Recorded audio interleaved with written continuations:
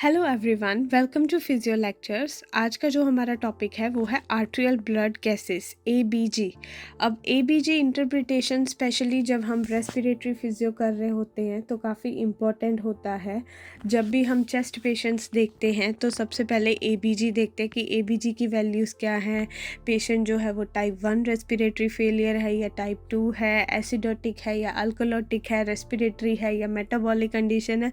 तो काफ़ी सारी चीज़ें जो है हमें एबीजी से पता चलती है। यूजुअली हम एबीजी को कंपेयर भी करते हैं, प्रीवियस एबीजी की वैल्यूज़ क्या थी, उससे कुछ इम्प्रूव हुआ अभी रिसेंट एबीजी में, या फिर कुछ जो है वो डिटेरियोरेट हो रहा है। तो ये काफ़ी इम्पोर्टेंट होता है। अब सबसे पहले जो इसकी डेफिनेशन, तो आर्ट्रियल ब्लड गैसेस जो है वो नाम से ही पता चल रहा है arterial. So it's like a blood test जिसमें आर्ट्रियल ब्लड सप्लाई लिया जाता है, उसे टेस्ट किया जाता है जिसमें देखा जाता है कि एसिड बेस स्टेटस क्या है, गैसियस एक्सचेंज कैसे हो रहा है, वेंटिलेशन स्टेटस क्या है। So arterial blood gases is a blood test that is used to give an indication of ventilation, gas exchange, pH और acid base status and is taken from arterial blood supply. उसके अलावा ABG एक और important चीज़ के लिए है कि कोई भी पर्सन है वो टाइप 1 या टाइप 2 रेस्पिरेटरी फेलियर के साथ आ रहा है तो वो हम एबीजी से एनालाइज कर सकते हैं। अब आगे की स्लाइड्स में मैं आपको पहले नॉर्मल वैल्यूज़ बताऊंगी एबीजी की, फिर किस तरह से एबीजी इंटरप्रिटेशन करते हैं। उसके बाद हम देखेंगे कुछ examples and then type 1 type 2 respiratory failure का डिफरेंस। सबसे पहले नॉर्मल वैल्यूज़ और नॉर्मल रेंजेस एबीजी की। अब एबीजी आर्ट्रियल ब्लड गैसेस जो है, सबसे पहले जब हम यहाँ पे आपको एक पिक्चर भी दी गई होगी, वहाँ पे जो है इस तरह से ये एबीजी आता है। सबसे पहले ऊपर लिखा रहता है कि ये जो है आर्ट्रियल ब्लड सप्लाई से लिया गया है ब्लड, कितने परसेंट ऑक्सीजन पे, लाइक 21% ऑक्सीजन पे। फॉर एग्जांपल अगर पेशेंट जो है 40% ऑक्सीजन पे है तो उस पर लिखा होगा FiO2 40% तब लिया गया है। फिर अगर कभी कभी कुछ पेशेंट्स में क्या है, आर्ट्रियल ब्लड सप्लाई से ब्लड लेने में प्रॉब्लम आती है तो उसके लिए फिर वीबीजी किया जाता है, वीनस ब्लड गैसेस, लेकिन ऊपर लिखा रहता है कि फिर वो वीनस वेन से लिया गया है। तो यहाँ पे हम एबीजी के बारे में डिटेल में देखेंगे फ़िलहाल। तो एबीजी में पीएच की जो नॉर्मल रेंज है वो 7.35 टू 7.45 रहती है। अगर पीएच लेस देन 7.35 है तो एसिडोटिक है, और ग्रेटर देन 7.45 है अल्कोलोटिक होती है। तो अगर इवन 7.34 भी है तो वो एसिडोटिक आएगा, और 7.45 की जगह अगर पीएच 7.46 या 7.48 है तो मतलब जो है वो अल्कोलोटिक है। नेक्स्ट है partial pressure of carbon dioxide. Usually जो है it depend upon like units, अलग अलग कंट्रीज़ में अलग यूनिट्स यूज़ की जाती हैं, but commonly used either KPA होती है या एमएमएचजी। तो partial pressure of carbon dioxide अगर केपीए में लेते हैं तो 4.7 to 6 रहता है। अब यहाँ पे जो है वैल्यूज़ थोड़ी बहुत डिफ़र करती है अलग आर्टिकल्स में, या फिर आप देखोगे अलग जो है मेडिक्स आर्टिकल्स रहते हैं, कुछ में 4.5 to 6 रहता है और कुछ में 4.7 to 6 रहता है। तो ये है partial pressure of carbon dioxide. और उसकी एमएमएचजी में अगर मोर अप्रोप्रिएट देखें तो 35.2 to 45, but usually 35 to 45 count की जाती है एज अ नॉर्मल। इसी तरह से पार्शियल प्रेशर ऑफ ऑक्सीजन जिसमें जो है 11 to 13 kPa और 82.7 to 97.5 mmHg। बाइकार्बोनेट 22 to 26 की रेंज में होना चाहिए, और बेस एक्सेस -2 to + मिलीमोल पर लीटर। ये जो है वो नॉर्मल रेंजेस है। अब अगर इससे थोड़ा वेरिएबल होगा तो किस तरह से हम डिटरमाइन कर सकते हैं, तो सबसे पहले जो है हम देखेंगे इंटरप्रिटेशन ऑफ एबीजी। अब ये सिंपल एक टेबल फॉर्म में मैंने बताया है। 4 चीज़ें हम कंसिडर करते हैं जब भी हम एबीजी को इंटरप्रिटेट करते हैं। पहला होता है पीएच, लो है या हाई है। लो होगी तो एसिडोटिक होगा और हाई होगी अल्कलोटिक होगा। फिर कार्बन डाइऑक्साइड देखते हैं, हाई है या लो है तो रेस्पिरेटरी इशू होगा, लेकिन अगर नॉर्मल है तो फिर रेस्पिरेटरी इशू नहीं भी हो सकता है। बाइकार्बोनेट जो है वो लो है या हाई है, उस बेसिस पे अब हम देखेंगे। तो सबसे पहले जो है एग्जाम्पल, उसमें आपको दिखाया कि पीएच लो है। पीएच लो मतलब एसिडोटिक है, और कार्बन डाइऑक्साइड जो है वो हाई है, मतलब रेस्पिरेटरी इशू है। तो ये हुआ रेस्पिरेटरी एसिडोसिस। नेक्स्ट में जो है पीएच हाई है, मतलब 7.45 से ज़्यादा है, इसका मतलब अल्कोलॉटिक हुआ। और कार्बन डाइऑक्साइड लो है, तो मतलब रेस्पिरेटरी इशू है और अल्कोलोसिस है। यहाँ पे बाइकार्बोनेट बेस एक्सिस में कोई चेंजेस नहीं है, सिर्फ पीएच और CO2 में चेंजेस है। तो respiratory acidosis and respiratory alkalosis. अब हम देखेंगे metabolic acidosis and metabolic alkalosis. Obviously acidosis में पीएच लो रहेगा और अल्कोलोसिस में हाई रहेगा। अब सिर्फ मेटाबॉलिक है, मतलब इसमें कार्बन डाइऑक्साइड पे कुछ इफ़ेक्ट नहीं हो रहा है, कार्बन डाइऑक्साइड नॉर्मल है। लेकिन अगर एसिडोसिस है तो बाइकार्बोनेट बेस एक्सेस लो है और पीएच भी लो है, तो मेटाबॉलिक एसिडोसिस। और अगर सब हाई है एक्सेप्ट कार्बन डाइऑक्साइड, तो मेटाबॉलिक अल्कलोसिस। अब कभी कभी मिक्स पिक्चर रहती है कि बाइकार्बोनेट और कार्बन डाइऑक्साइड दोनों में इम्बैलेंस है, लाइक पीएच डिसाइड करेगा कि एसिडोटिक है या अल्कलोटिक है। तो फर्स्ट देखते हैं, पीएच जो है लो है, मतलब एसिडोटिक है। कार्बन डाइऑक्साइड हाई है, बाइकार्बोनेट लो है, या फिर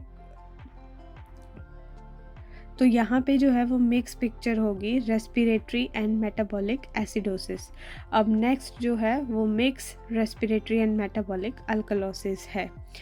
तो बेसिकली ये अभी आपको थोड़ा कंफ्यूजिंग लगेगा, लेकिन हम कुछ एग्जांपल्स के साथ देखते हैं तो आपको ज़्यादा बेटर समझ आएगा।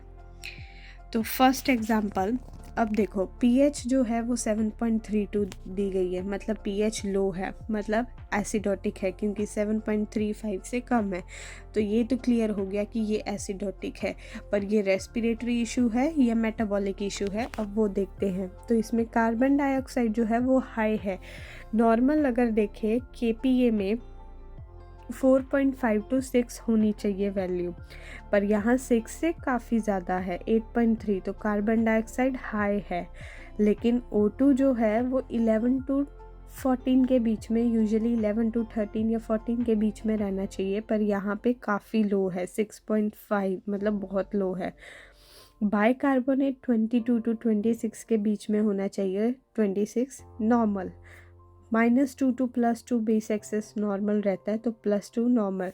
सो मेटाबॉलिक में कोई इशू नहीं है, मेटाबॉलिक नॉर्मल है। बाइकार्बोनेट बेस एक्सेस नॉर्मल है, पर carbon dioxide oxygen respiratory related है, और इसलिए ये होगा रेस्पिरेटरी एसिडोटिक, क्योंकि रेस्पिरेटरी CO2 O2 में चेंजेस आ रहे हैं और ऊपर से पीएच जो है वो लो है, तो रेस्पिरेटरी एसिडोटिक होगा। अब हम सेकंड एग्जांपल देखते हैं। अब सेकंड एग्जांपल में भी पीएच लो है, 7.32, तो डेफिनेटली ये एसिडोटिक है, पर रेस्पिरेटरी है या मेटाबॉलिक है या मिक्स्ड है। अब यहाँ पे CO2 और ऑक्सीजन में नॉर्मल वैल्यूज़ हैं। CO2 की नॉर्मल वैल्यू आप देख सकते हैं, ऑक्सीजन की नॉर्मल वैल्यू है, पर बाइकार्बोनेट लो है।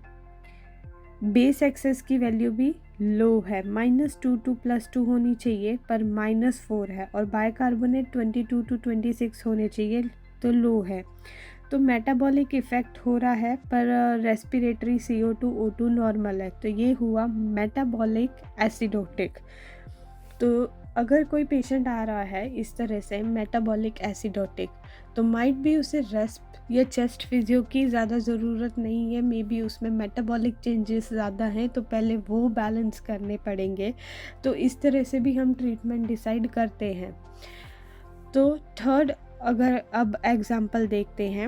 अब पीएच जो है वो हाई है, 7.45 जो है वो मैक्स होता है, 7.35 to 7.45 नॉर्मल है, पर यहाँ पे 7.48 है, तो 7.45 से ज़्यादा है, इसका मतलब ये अल्कोलॉटिक है डेफिनेटली। लेकिन अब CO2 जो है वो लो है, ऑक्सीजन भी लो है, तो रेस्पिरेटरी तो है ही, लेकिन बाइकार्बोनेट भी ज़्यादा है, तो मेटाबॉलिक पिक्चर भी है, पर बेस एक्सेस नॉर्मल रेंज में है। तो ये हुआ mixed picture, metabolic and respiratory alkalosis. अब फोर्थ देखते हैं, pH 7.46 है, डेफिनेटली अल्कोलोटिक है। कार्बन डाइऑक्साइड और ऑक्सीजन नॉर्मल है, तो मतलब रेस्पिरेटरी इशू नहीं है, ये मेटाबॉलिक है, क्योंकि बाइकार्बोनेट हाई है, बेस एक्सेस हाई है, तो इसमें हुआ मेटाबॉलिक अल्कलोसिस। इसके बाद जो है, अब लास्ट हम देखेंगे type 1 and type 2 respiratory failure. अब हमें इंटरप्रिटेशन का पता चल गया है कि किस तरह से करना है, अल्कोलोसिस है या एसिडोटिक है, रेस्पिरेटरी है या मेटाबॉलिक है या मिक्स पिक्चर है। उसके बाद हमें ABG से पता चलता है कि पेशेंट जो है उसे टाइप 1 रेस्पिरेटरी फेलियर है या टाइप 2 रेस्पिरेटरी फेलियर है।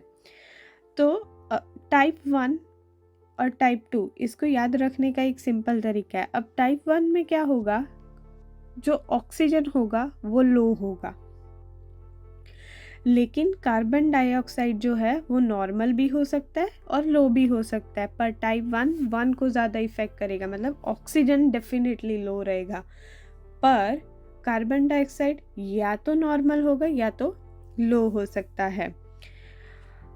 अब टाइप 2 में क्या होगा, ऑक्सीजन तो लो होगा ही, पर कार्बन डाइऑक्साइड हाई होगा, मतलब हाइपर कैप्निया और हाइपोक्सेमिया। ऑक्सीजन लो है पर कार्बन डाइऑक्साइड हाई है, दोनों में चेंजेस आ रहे हैं, टाइप 2 रेस्पिरेटरी फेलियर। अब टाइप 1 रेस्पिरेटरी फेलियर क्यों होता है, VQ मिसमैच की वजह से, वेंटिलेशन परफ्यूजन मिसमैच। अब ये होता क्या है, the volume of air flowing in and out of the lung is not matched with the flow of blood to the lung tissue।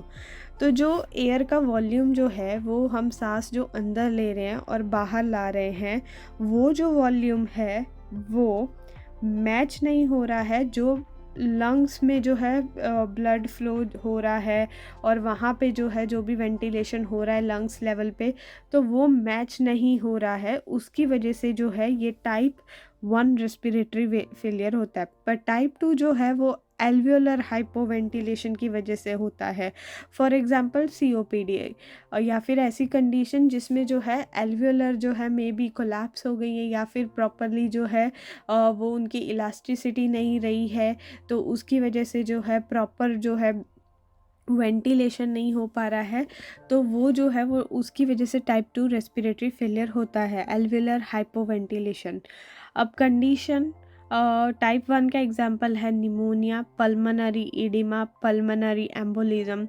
अब अगर देखो पल्मोनरी इडिमा या फिर हार्ट फेलियर या फिर ये सब कंडीशन है, इसमें क्या हो सकता है कि लंग पे प्रेशर बन रहा है, लंग का सरफेस एरिया थोड़ा कम हो रहा है, जिसकी वजह से जो है जो वॉल्यूम हवा का जो है इन और आउट नोज़ में से आ रहा है उतना लंग में नहीं हो पा रहा है उसका परफ्यूजन, लाइक लंग में प्रॉपर उतना इन आउट या मिसमैच हो रहा है, जिसकी वजह से जो है ये टाइप 1 रेस्पिरेटरी फेलियर होता है। यूजुअली इसमें अगर ऑक्सीजन लो है, कार्बन डाइऑक्साइड नॉर्मल है, तो ट्रीटमेंट क्या रहेगी कि ऐसे पर्सन को पहले तो ऑक्सीजन सप्लाई देनी पड़ेगी, और उसके बाद जो है ये मिसमैच जो है इसे नॉर्मल करना पड़ेगा, फिर ही आगे कुछ कर सकते हैं। लेकिन टाइप 2 रेस्पिरेटरी फेलियर जो है वो एल्वियोलर हाइपोवेंटिलेशन की वजह से होता है।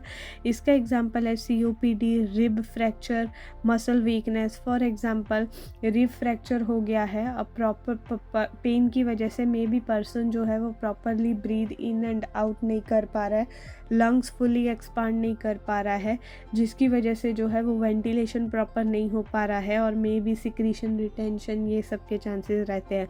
मसल वीकनेस लाइक GBS में सेम थिंग, प्रॉपर जो है पेशेंट मसल्स वॉल एक्सपेंशन नहीं कर पा रहा है, चेस्ट एक्सपेंशन रिलैक्सेशन प्रॉपर नहीं हो पा रहा है, जिसकी वजह से जो है प्रॉपर एल्वेलर लेवल पे वेंटिलेशन नहीं हो पा रहा है। तो ये हुआ like type 1 and type 2 respiratory, उसके डिफरेंस और कुछ डिसीजेस जो उसके एग्जांपल्स हैं। होप सो आपको ये वीडियो अच्छा लगा हो। अगर आप ऐसे ही और वीडियो टॉपिक कुछ medics and paramedics related topics पे चाहते हो तो लाइक शेयर और कमेंट ज़रूर करें और मेरे चैनल को सब्सक्राइब करें। Thank you.